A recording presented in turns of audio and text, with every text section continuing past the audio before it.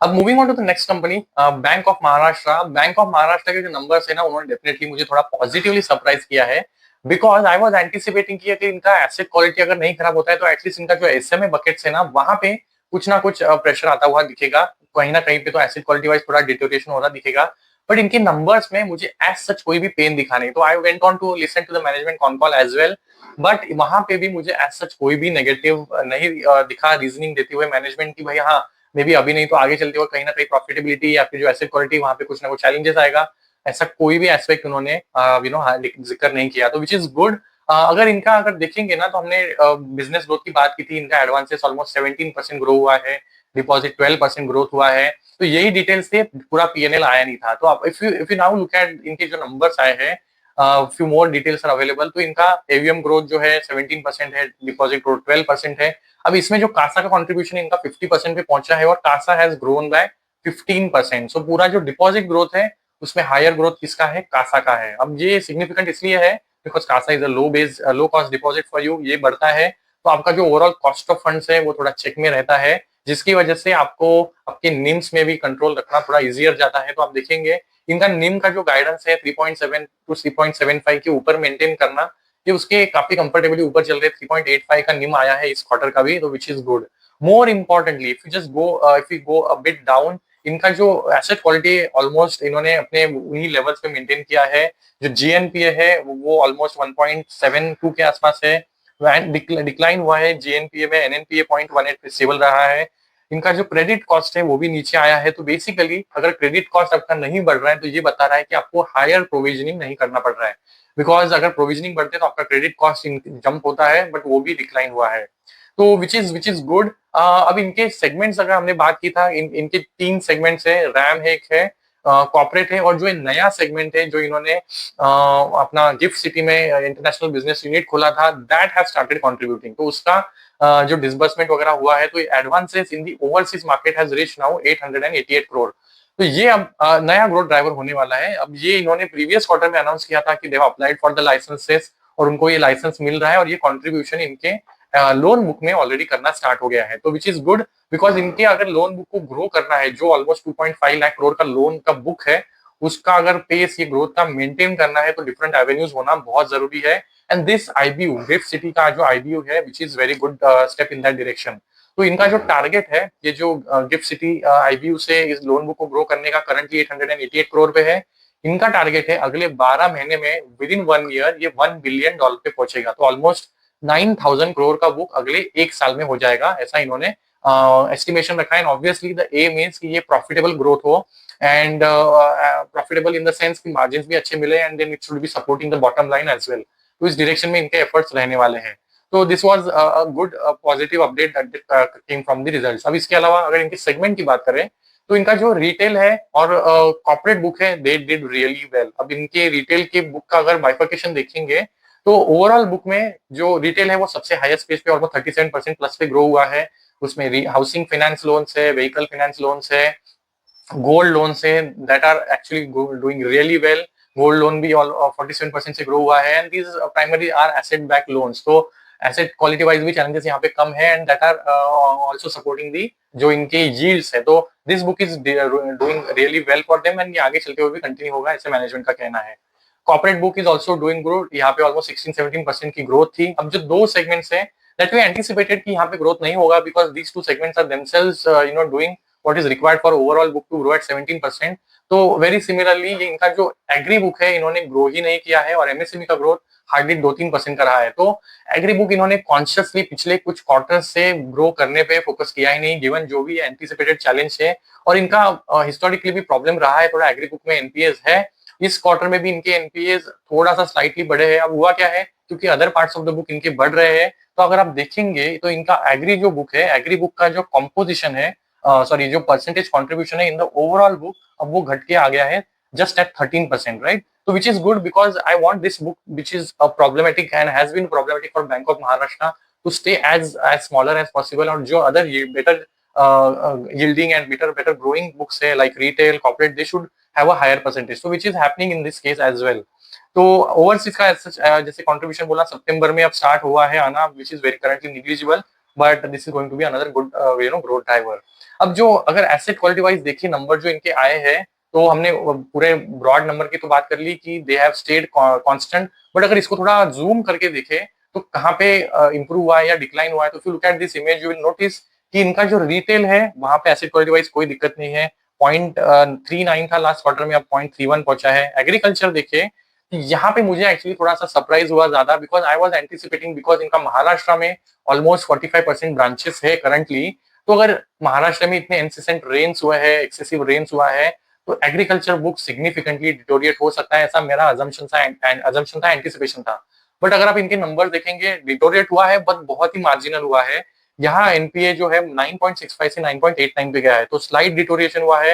It has not deteriorated a lot, so which is good, control रहा है यहाँ पे। एमएसएमई स्लाइटली अगेन डिटोरिएट हुआ है, 1.59 से 1.73 गया है, तो ये एंटिसिपेटेड था। And corporate and retail have sustained the momentum, जो एसेट क्वालिटी चैलेंजेस है यहाँ पे ऑलमोस्ट निग्लिजिबल रहा है। तो इसकी वजह से हुआ क्या है ना, if you now come back to their PNL, तो इंटरेस्ट इनकम इनका अच्छा रहा है, 18% के आसपास बढ़ा है। और क्योंकि एक्सपेंसेस लोअर पेस से रिलेटिवली जो इंटरेस्ट एक्सपेंस है वो थोड़ा हायर साइड पे रहा है, बट ऑपरेटिंग एक्सपेंस पे कंट्रोल रहा है। तो इनका कॉस्ट टू इनकम रेशियो है वो इस क्वार्टर में अगेन डिक्लाइन हुआ है कंपेयर टू प्रीवियस क्वार्टर या फिर even the Q2 of last year. तो जिसकी वजह से इनका जो ओवरऑल एक्सपेंसेस है वो सॉफ्टर रहे हैं, जिसकी वजह से आप देखेंगे तो operating profit has good grown at a good percentage, 17% का ग्रोथ है यहाँ पे। थोड़ा नीचे आए तो प्रोविजंस अगेन, क्योंकि प्रोविजंस नहीं बढ़े हैं, provisions have rather declined 8% compare to Q2 of last year. तो इनका जो पैट है that is grown at a 23%, तो विच इज गुड। सी दो जगह होती है जहाँ पे दिक्कतें आती है, एक तो अगर अपने ऑपरेशनल एक्सपेंसेस पे कंट्रोल नहीं है। ऑपरेशनल एक्सपेंसेस क्यों बढ़ते हैं, अगर आप एग्रेसिवली ब्रांच एक्सपेंशन करते हो तो आपका जो रेंट है वो वगैरह बढ़ता है, फर्नीचर वगैरह के कॉस्ट बढ़ते हैं, एम्प्लॉय एक्सपेंसेस बढ़ते हैं। तो ये ऑपरेटिंग एक्सपेंसेस अगर बढ़ते हैं तो वो एक थोड़ी दिक्कत होती है। और दूसरा है अगर एसेट क्वालिटी पे कंट्रोल नहीं है, तो सिर्फ बैंक को साथ हमेशा, I mean I have talked about this earlier as well, एक स्टेडी अप्रोच जब भी होता है, बैंक एक स्टेडी अप्रोच लेके चलती है अपने लोन बुक को ग्रो करने में, अपना ब्रांच नेटवर्क को एक्सपांशन करने में। कोई बहुत रश नहीं है, 30-40% पे लोन ग्रुप नहीं ग्रो करना है। एक डिसेंट पे से कॉन्स्टेंटली लोन बुक ग्रो करने वाली जो बैंक होती है ना, वो टिपिकली मैंने देखा है कि इन्वेस्टर्स के लिए पैसा बनाती है in the long run. And this is probably one of that bank, right, जो अच्छे पेस से कांस्टेंट एक अपना एंडेवर लेके अप्रोच इनका कॉन्स्टेंटली चल रहा है। तो that's what is reflecting in the numbers. Asset quality पे कंट्रोल है, तो उनके वो पैट में भी सपोर्ट कर रहा है, वहां पे कोई भी नेगेटिव सरप्राइजेस नहीं है। अब थोड़ा आगे बढ़े तो SMA bucket, like again very important aspect that I was looking at. क्या अभी एनपीएस नहीं बढ़े, बट क्या एसएमए बकेट्स आर इंडिकेटिंग कि आगे चलते हुए शायद ये एनपीए बने, because SMA one is essentially telling you कि people who are not able to pay for between 60 to 90 days, तो ये essentially are the people that can become NPA in the future. तो यहाँ पे भी कोई ऐसा डिटोरिएशन नहीं था, मतलब which was very surprising.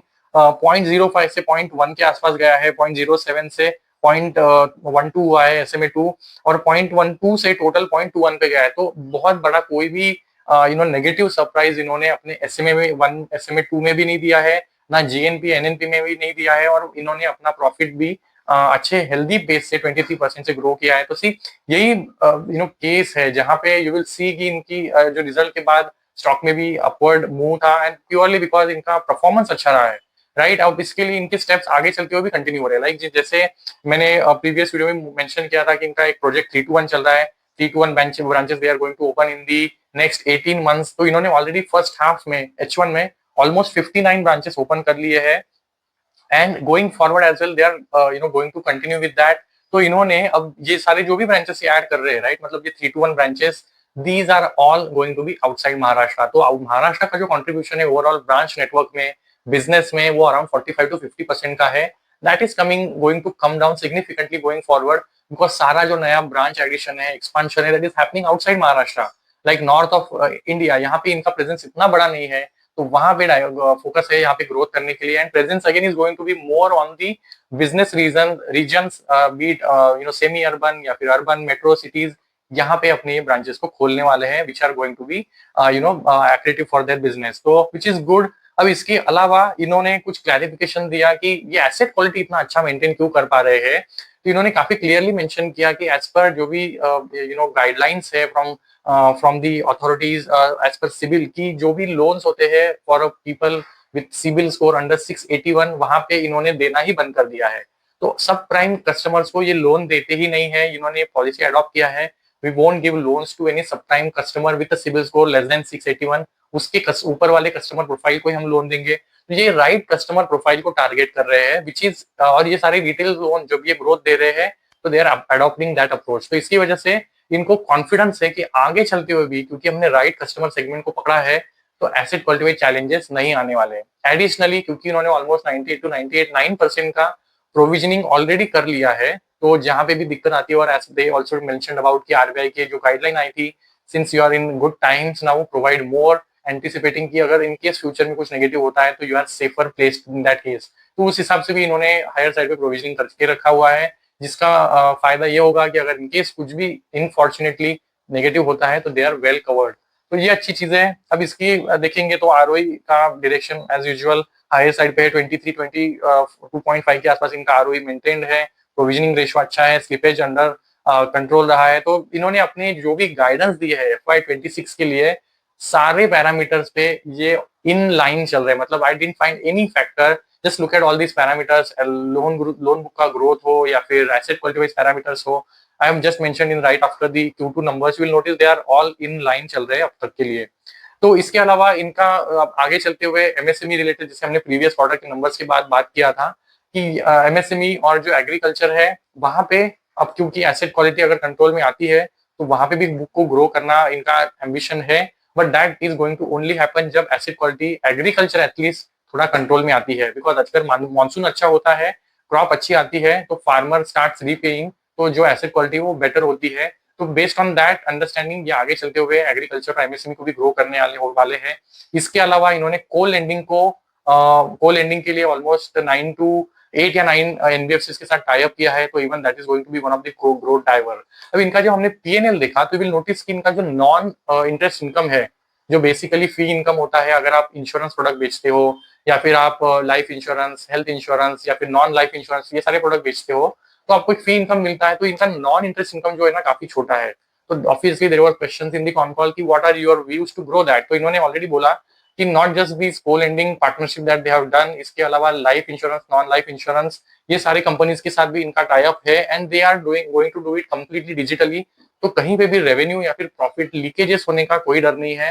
They are going to adopt a complete digital approach, और ये अभी यहाँ से क्योंकि इनके टेक प्लेटफॉर्म्स आर अपग्रेडेड, इनका एप्लीकेशंस भी इन्होंने प्रीवियस क्वार्टर में जैसे बोला था that is also has completely revamped. तो ये आगे चलते हुए नॉन इंटरेस्ट इनकम को एग्रेसिवली ग्रो करना is also one of the key parameters for them for the remainder of the year. तो we'll have to see that ये कैसे चलता है। तो one of the good run banks PSU bank है। People have not that great image, but इन्होंने consistently अच्छा deliver किया है। अब इनकी जो रेटिंग एजेंसीज है, क्रिसिल या आई थिंक इकरा की इन्होंने बात किया, जिन्होंने इनका रेटिंग अपग्रेड्स भी किया है, और कॉन्स्टेंटली अगर इनका शेयर होल्डिंग पैटर्न देखेंगे तो बी इट एफआईआई, डीआईज या फिर अदर इन्वेस्टर्स से सबने अपना होल्डिंग बढ़ाया है। तो which is good news because people are starting to trust Bank of Maharashtra and we'll see it doing better. So I'll keep you posted. Let me know if you have queries.